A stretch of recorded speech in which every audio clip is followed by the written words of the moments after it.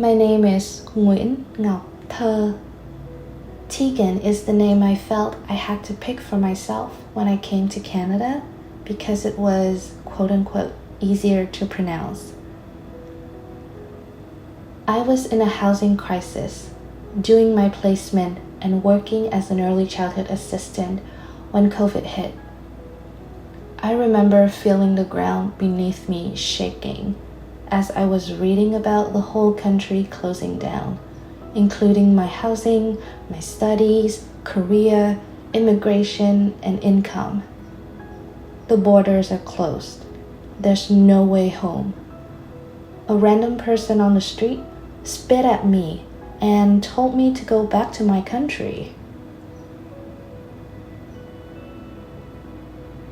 It's okay, I told myself over and over again, but I know it's not.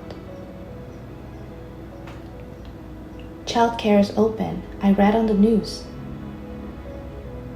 I thought about Mon, a preschooler who was really gentle, who would give me undivided attention whenever I spoke to them in Vietnamese.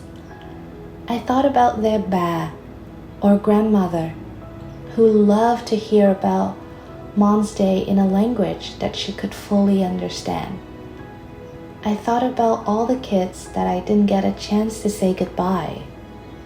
I thought about going back to work, to help out, to do what I'm good at. I was just about to call my work when I thought, but what if I got COVID? What kind of protections do I have? As an international student in Canada, very little. As an early childhood educator in Ontario, almost nothing. No sick days, no pandemic pay, no COVID vaccine priority.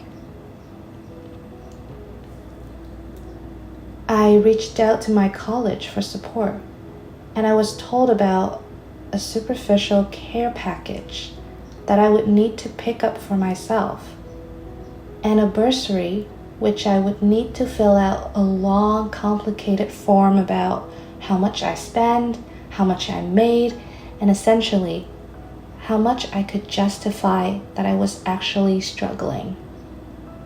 I did everything I could, but still it wasn't enough.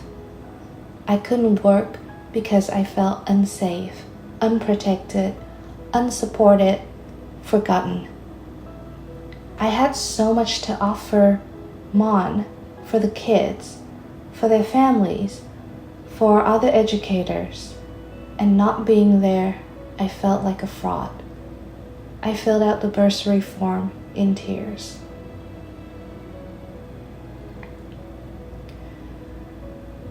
Women of color, early childhood educators are all expected to care for free, to pretend that we're okay when we're not.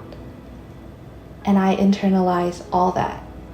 I was ashamed that I couldn't live up to those expectations until my community showed me the opposite, that I am worthy of care.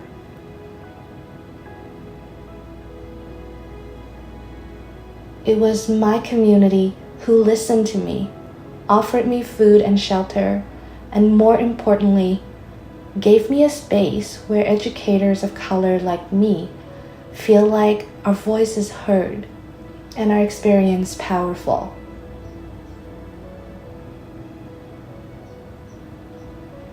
You are hearing my story today because at a time when the system failed me, my community saved me.